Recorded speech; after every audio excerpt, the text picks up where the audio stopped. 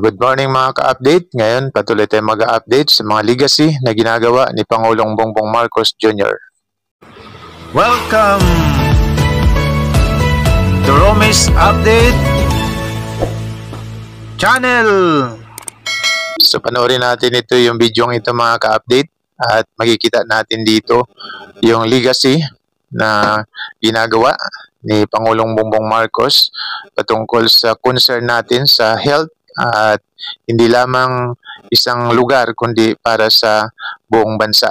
So pakinggan natin yung kanyang mga sinasabi mga ka-update. Nakapagbigay na kami ng since June of 2022, nakapagbigay ng PCSO ng 1,067 sa lahat ng mga ating LGU. At inuna namin, hindi namin muna prioritize yung mga lalaking lungsod, the big cities, because usually meron na silang mga facilities, hindi urgent. Yung mga maliliit ang inuna namin. Yung mga inumpisa natin 4th, 5th, 6th class na municipality. Then slowly we'll work our way back. And then patuloy pa rin ang bigay namin kasi yung ibang bayan malaki naman talaga, kailangan dalawa. So titignan na natin, adjust na natin. So ang minimum bawat bayan, bawat lungsod ay merong ganitong patient transport vehicle. Ang trabaho, ang dapat na iniisip ng gobyerno ay paano pag-aangin ang buhay ng bawat isang Pilipino. And that's what we are trying to do. Tulungan nyo kami. We will do this. Basta't magsama-sama tayo, magtulungan tayo. There is a lot that we can do. We have achieved a great deal, pero patuloy pa natin and so that we can achieve some more. Today, magpapalabas tayo ng 106, magdi-distribute tayo. I'm not very certain, but we're nearing the 1,500 mark. No? Just yesterday, we approved again another batch of procurement. So, definitely, we will be fulfilling our 100% distribution on all municipalities of the Philippines within this year, the midterm ng year. So I think we're getting there at nakakatuwa kasi nakikita mo yung excitement din sa mga mayors na yung karamihan ay maraming hindi pa nakakatanggap ever since. No? Yun ang gusto naman natin iparamdam na kahit sa kasuluk-sulukan ng ating bansa, kailangan merong capability to move the patients, no, from their homes to the hospital or from one hospital to another. Yan naman ang medical mobility. Yan naman ang ating thrust dito with these ambulances. No? At yan ang binilin sa atin ng Pangulo na tulungan ng lahat ng ating mamamayan, lalo na sa pangkalusugan.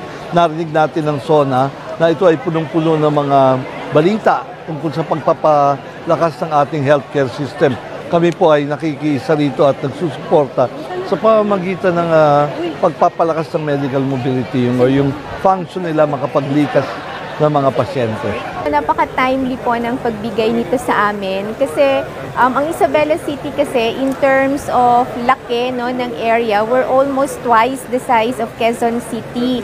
So yung area of coverage talaga at kahit na kasi isa sa mga tinutukan natin ay ang training at organizing ng ating community-based responders. So in terms of manpower, meron tayo pero kulang na kulang ho kami sa behikulo. Minsan pagka merong sa west at sa east na nangyari, maghihintayan pa po bago makarespond. So napaka-timely nito and also Isabela City kasi ang sentro ng buong Basilan. Kaya hindi lang ho mga taga Isabela ang matutulungan natin at makikinabang kundi yung buong Basilan province. Nagpapasalamat po kami sa PCSO for facilitating this and of course sa ating Pangulo, kay Pangulong BBM dahil talagang grassroots community level ho ang mararating ng tulong na to. Malaki talaga ang kakulangan, especially sa mga municipalities, lalong-lalo na sa mga malalayong municipalities. Ang mga sasakyan na ambulansya like ito, kaya malaking tulong itong patient transport vehicle, lalong-lalo na dito sa buong probinsya namin. Kasi mas gagaan po ang paghatid ng serbisyo, lalong-lalo na sa health services. So we have hospitals also, we have district hospitals. So malaking tulong na ito na maibibigay dito sa probinsya namin.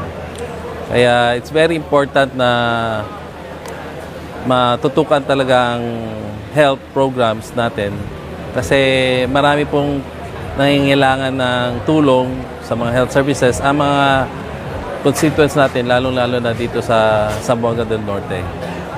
So kami po ay nagpapasalamat sa ating Pangulo, si President Ferdinand Bongbong Marcos sa pagbigay ng pansin. As he mentioned during his SONA, natutuwa rin kami kasi talagang marami siyang programa ngayon, lalong-lalo na sa health. Kaya we're hoping na matutuloy lahat ng mga pangako po ni President para po matulungan ang mga constituents namin dito sa buong probinsya sa Zamboanga del Norte at kasama na rin po sa buong region. Sa mga nakagusto po ng ating vlog na to, palike na lang po sa mismong video, pa-share na din po mga ka-update at pa-subscribe na rin po sa aming maliit na channel.